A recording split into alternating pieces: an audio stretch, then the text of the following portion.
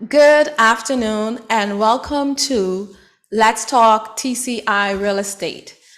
It's always a pleasure to be in your homes on a Thursday afternoon where we can share about what's going on in the world of real estate in the Turks and Caicos Islands. Okay, so as usual, I always invite you to like, share the page, share it with anyone who you know would be interested in hearing what we are speaking about today. Okay, as usual, I also like to give thanks to my guest that was on the show previously. And last week, we actually had sharing with us Miss Sinclair Musgrove. She is the District Commissioner of North Caicos, and she did an excellent job on sharing about what's happening in North Caicos. She shared about the history, the culture of North Caicos. She also gave her explanation of what she think she would like to see on the island of North Caicos. And actually, I think a lot of people really enjoyed the conversation with Miss Sinclair Musgrove. I just want to say again, thank you, Miss Sinclair Musgrove, for being on the show. It's very appreciative of you coming on, and I think that we have learned a lot about North Caicos.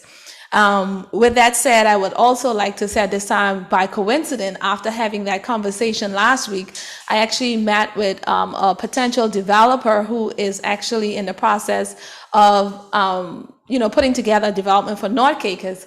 And I remembered him asking me specifically, what do you think would be a good project for North Caicos? And I remembered Ms. Sinclair's words so clear in my mind.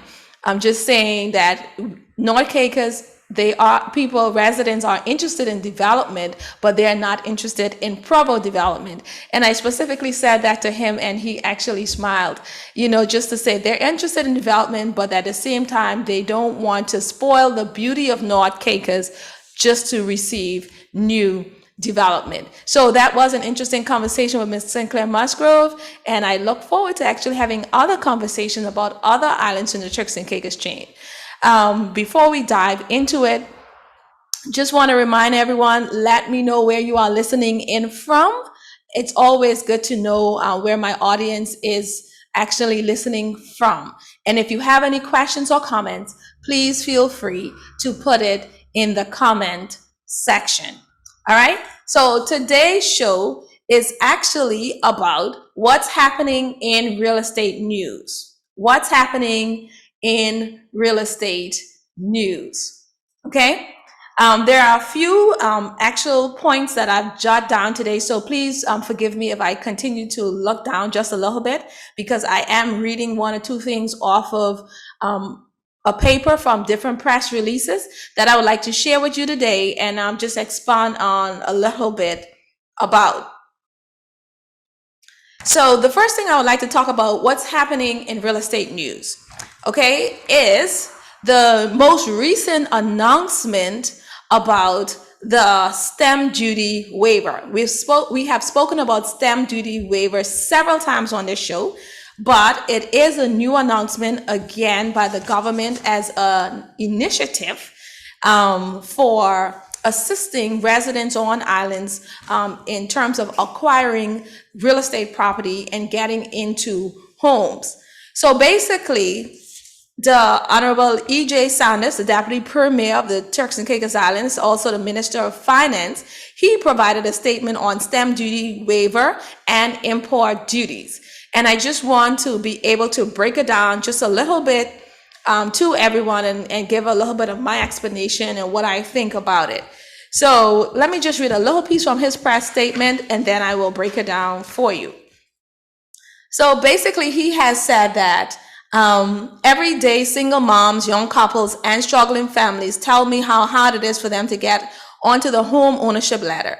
More than ever, the vulnerable need a helping hand. So to help out, the government is extending $50,000 waiver on stamp duty and import duties to all Turks and Caicos Islanders first-time home buyers. At $50,000, most persons will pay no stamp duty while having additional credit to apply to the purchase of construction material if required, furniture, and appliances. with the local banks providing mortgage financing of up to 95%. Many Turks and Caicos Islanders will be able to own their first home with as little as 5% down. So basically, that's what the press statement says. So this is what's happening in real estate news. So this is a recent press statement that was given by the Honorable E.J. Saunders, right? So let me just break that down for you just in bullet point form. I know it's straightforward, but I also feel that it's worth explaining just a little bit. So basically, like you have known before, there was a stamp duty waiver policy that was in place previously. And previously, that stamp duty waiver policy was up to $20,000. So basically, what I'm understanding here is that the government has actually improved this policy by allowing, instead of $20,000, it's extended to $50,000. But also not just in stamp duties, but also in import duties, okay? This policy is also for first-time home buyers. This policy applies to both land and homes.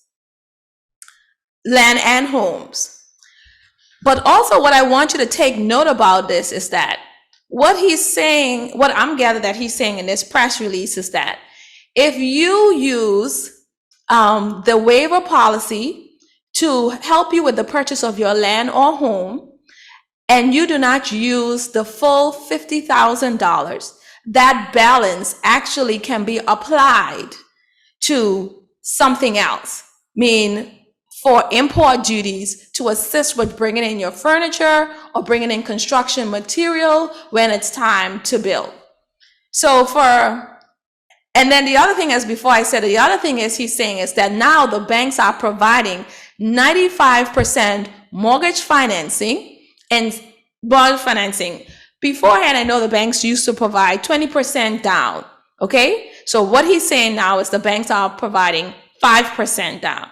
That's a really good savings in terms of what you have to put out in order to try and acquire your home.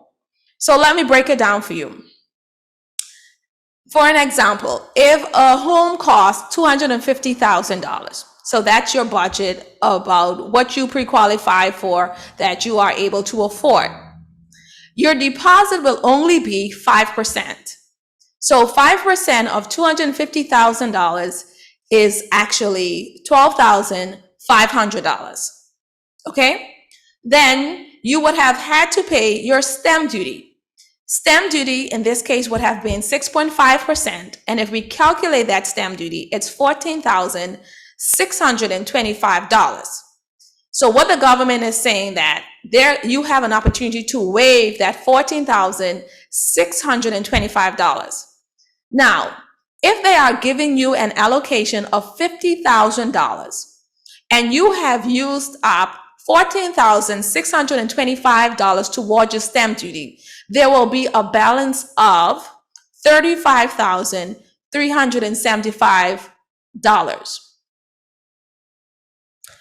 With that balance, what they are saying is that you can use that $35,000 and change to apply to import duties, furniture, etc. Let's use the same scenario, but we're going to reference it this time to land. For example, if you are buying a property, a vacant lot, and it costs $175,000. The reason I'm using $175,000 is because I know right now that the cost of buying land is a bit pricey, and you're looking, that's like one of the base prices that you can find in terms of, if you want a 1 acre parcel of land somewhere, you're looking at least around $175,000. So that's why I'm using this figure. So your deposit in this case, remember, land deposit is different from a deposit on a home. So in case of land, for example, when I did my land transaction, the bank actually charged 10%. So your deposit in this case will be $17,500, all right? Stamp duty on this vacant lot will be at 6.5%, which will work out to be roughly around $11,375. So if you are allocated $50,000, once you have already used up your $11,375,000 on the purchase, then there will be a remaining balance of $38,625. So basically, this $38,000 and change can be used towards materials for the for the construction of your home. You may say, well, I can get materials on island at Do It Center or KB Homes or one of those places. But sometimes in building, it's cost effective when you are able to bring your materials to the island in bulk. So this is, to me, what they're saying is that this remaining balance can be used towards those import duty costs for those construction materials that will give you a greater savings. So to sum that all up, if you are purchasing a home at $250,000, instead of paying a normal 20% plus that $14,000 plus in stamp duty, which would have brought your total cost out of pocket to around, I'm just quickly calculating it in my mind, so please don't hold me if the figure is not 100% correct. But for example, you would have had to come out of pocket around, say, $67,000. Now your transaction is only costing you 5%, which is that 5% bank deposit of $12,500, which is more affordable for someone who's making a purchase. Okay? So I hope that clarifies this whole process. So just to sum it up one more time. So basically your exemption is now not $20,000, it's $50,000. And not only would your exemption you'll be able to use it once, but you'll be able to use the balance if there is a remaining balance after paying your stamp duty, which is a total savings for the person who is making that purchase. Do I feel like it's a good deal? I do, because I know it's a struggle a lot of time for residents to come up with that stamp duty as well as that high deposit. And so in this case, it gives you a leg up and putting you closer to making that land or house purchase. Okay?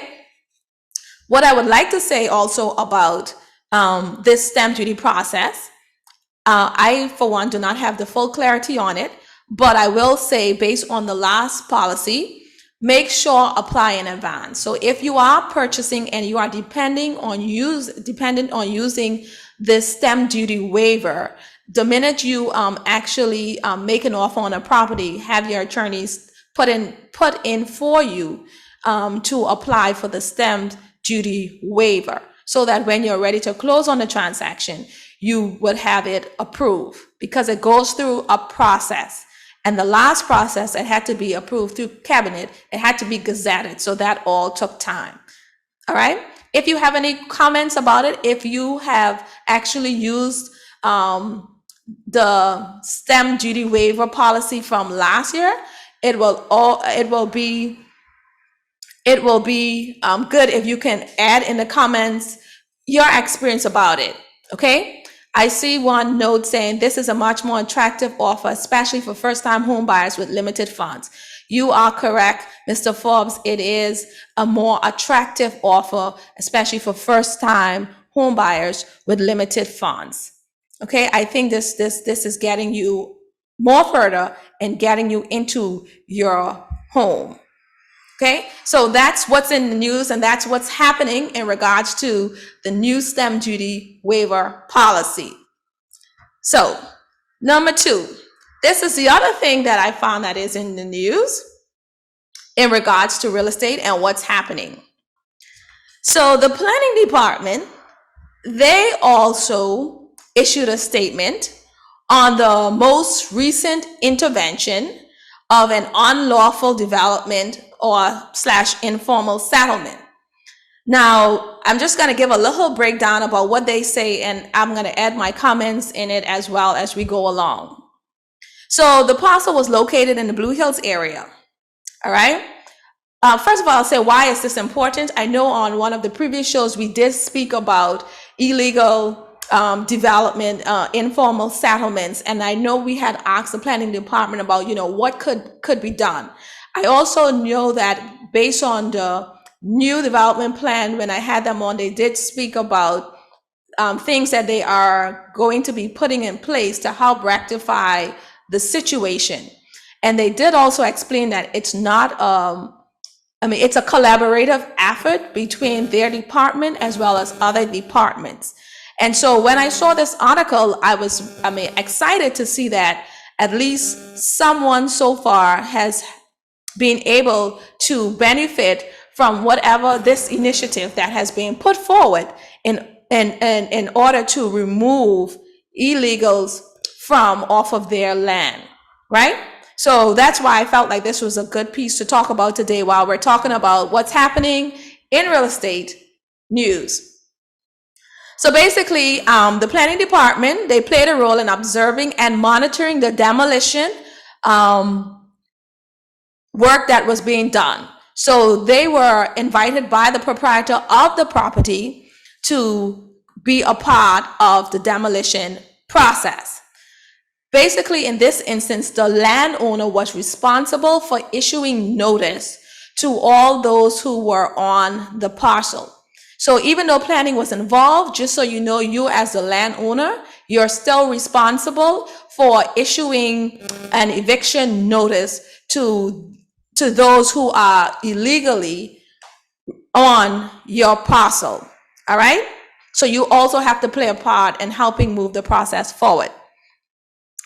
Okay, the next step was that in giving the eviction notice, they advised all persons that they had 28 days to vacate the property. Basically, they gave them 1 month's notice. I would feel that the reason for giving 1 month's notice is obviously just to make sure that that person is able to secure alternative accommodation within that 1 month time. That's just like if you have a lease with a tenant, most times the latter clause is, you will give that tenant 1 month notice, for when they need to vacate the property. So it's the same concept here for those who are squatting illegally on this land. So, and apparently this seems to be private land. So then 2 days prior to demolition, the proprietor reminded those remaining on the property to vacate. And then one day, on the day of demolition, the owner went back, ensured that all persons on the land had vacated. So basically, this is showing that a follow-up process was completed. So a follow-up was done at different stages of the process. Why is this important? Sometimes we give notices to people and then we just leave it as that, and then the people do not come out or come off the land. So what they are showing here is that this particular owner, what he did after serving the 28 days notice is that he also went back to the property several times after, just to remind them about the deadline and let them know what will be happening on day of demolition, so that these tenants per se had enough time to make other arrangements, and they won't be able to say that they were not properly informed and knew about the situation.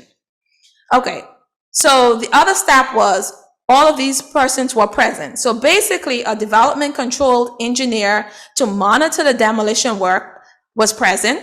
The Human Rights Commission was present. The police was present. The Immigration Department was present. Environmental Health Department and Fire Services, they were present. And also all utilities companies were notified to make the necessary disconnection prior to commencement of the demolition. I am assuming all of this was done for safety purposes and to be able to control the situation. There were a lot of personnel on hand. This is a lot of people who are involved in this process. So basically, what I am seeing here is that if you have a private piece of land and persons are squatting on the land with planning being involved, like they had said before, It's just not the planning department, but it also entails other departments being a part of this entire process. All right. Now, I know we have a lot of issues like this on island, and I know even though this sounds straightforward by this one example that has actually happened most recently on island, that doesn't mean that doesn't mean everything will go as smoothly as this one, but I'm just happy to see that at least the process has started, and to see that someone has actually, gotten the approval to remove illegal squatters from their land and is actually able to get their land back. So I just want to also read, what the minister actually had to say about this whole thing, as this whole process after it happened. So the Honorable Akira Mizik of the Physical Planning and Infrastructure Development said, land ownership rights and the legal framework to protect of them is what makes investing in real property in the Turks and Caicos Islands as valuable as it is. That's the truth. While displacing persons isn't an easy decision to make, the laws of these islands must be upheld. I agree with that. And when a landowner conducts the required steps of providing notice to unlawful settlers and complete engagement with stakeholders, it is difficult not to support the initiatives in protecting their rights. So basically, she is commending the landowner for going through the right process and for involving the planning department and appropriate stakeholders in this process in order to remove these illegal squatters off of their land. Okay? I just want to read one comment. As you know, this is a very sore subject for me due to the fact that I was a victim of illegal squatting. I must say Fortis did a good job with following up on the illegal power supplies. The squatters complied and the matter was finally resolved. Well, I'm glad to hear that that was resolved on your parcel. Thank you so much for the comment. I know it's a sore spot for a lot of residents on island, because it is difficult when you purchase a piece of land and you have to continue to go back every 2 months, 3 months, just to make sure that someone is not illegally squatting on your land. You shouldn't, in my opinion, have to do that. You should be able to purchase your land and just have it sitting there for your use when you are ready to occupy and to improve on it. Okay, so that's what's in the news in reference to the physical planning department and squatters on land with informal settlements. So I do have something else that was in the news. So I have 2 other things I want to talk about. So then the other thing is, so basically recently there was a survey that was going on by the housing development, asking you to give your input on what you think is really needed in the Turks and Caicos Island in terms of housing opportunities. For anyone who did not have an opportunity to do so, I think that the deadline has expired. I don't know if it will go back out there or not, but I actually took the opportunity to fill out the survey. I know it was a sore issue for some people because I saw some comments saying that with negative connotations towards it. But my real opinion about it is that, hey, we've complained that we need affordable and sustainable development. This is an opportunity. Let us put aside our differences and let us, voice our opinions about what we think we need and what we need to be seen, put in place. And that's how I felt about it.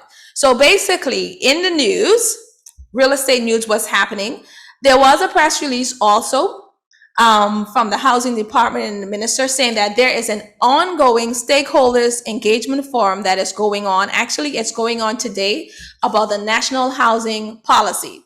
This is a government initiative to provide sustainable communities in which housing is available to Turks and Caicos Islanders through ownership, equitable rental arrangement, and the TCI government endorsed housing development. So basically, as we are on now, there is a seminar that's actually going on about this national housing policy that's happening.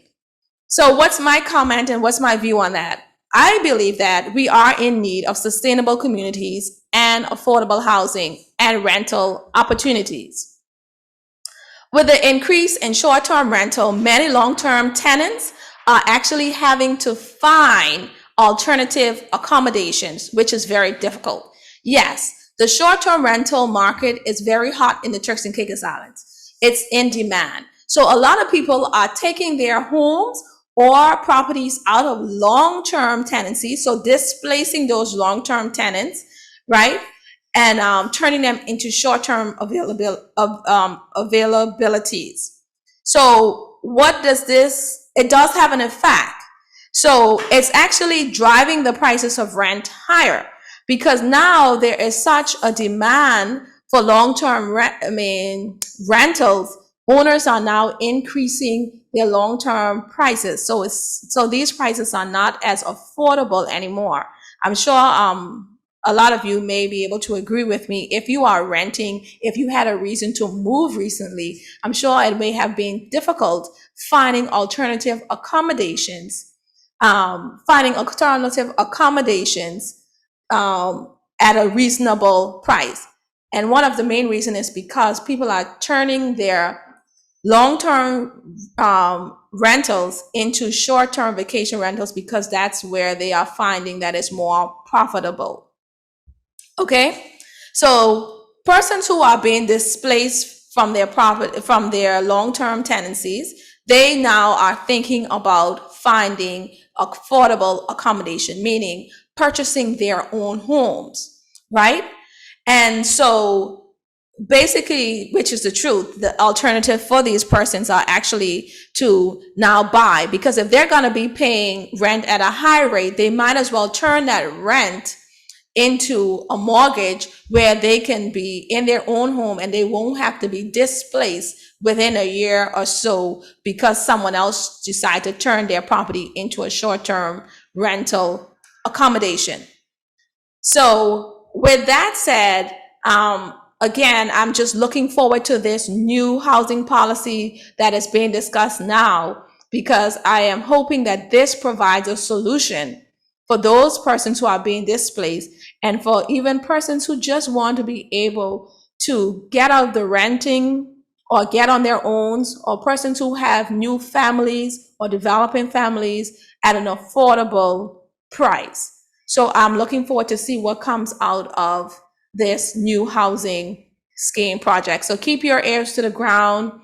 I would say if you're not on the government page, please like the government page for information purposes, so that you can know what's happening and so that you can be aware when is the best opportunity to embrace or to be able to embrace those opportunities. All right. So that's what's happening in real estate news. So I have one more thing I would like to talk about what's happening in real estate news. So I was surfing the web today and I saw another press release about the closure of beach access. So this press release was done on February 28th, and the press release reads as follows. The public is advised that effective February 24, 2022, the beach access located near the mansion's property is temporarily closed until further notice. This closure is due to construction work being carried out for the upgrading of the beach access. An alternative beach access route will be made through parcel number 60905/204. Until this route is established, persons are asked to utilize the beach access at the 7 Stars Resort at the Regent Village Beach Access. Basically, for more information, contact the Department of Environmental and Coastal Resources, and the contact information is provided. This press release can be found also on the government website as well as on the Physical Planning board website. So what I would say about this, basically where this access is being identified, this is between the mansions and I think that's Villa Renaissance on the right-hand side. So basically this beach access is being closed and for construction work that is being carried out for the upgrading of the beach access. I'm actually gonna leave that statement right there, and you can read it at your leisure. You can read it at your leisure and take it from there. But I thought it was something worth, talking about today and letting you know what's happening in real estate news in the Turks and Caicos Islands. So that's what's happening in news. And the last thing I would like to say, what's happening in real estate news, just generally, like I've said before, prices are increasing, developments are coming on the islands. Let's embrace as many opportunities as possible. Let's keep our ears to the ground so that we are not missing out on anything that's happening. So we know what we need to challenge, we know what we need to embrace, and we know what we need to do to move forward when it comes to real estate in the Turks and Caicos Islands. So that's all I have for news, real estate news today. I'm just gonna leave one quick second. If you have a quick comment, please put it in. If you have a quick question, feel free to leave it in. And one quick second. If there anything you wanna add or you would like to ask at this time before we end this section of what's happening in real estate news. Any update on the credit union that was in the works? I don't have any update on the credit union, but it is a good question. I know that a group of individuals were trying to get the credit union going. I haven't seen anything about it recently, but that's something I can follow up on, and actually add a response in the comment at a later date. Thank you so much for your question.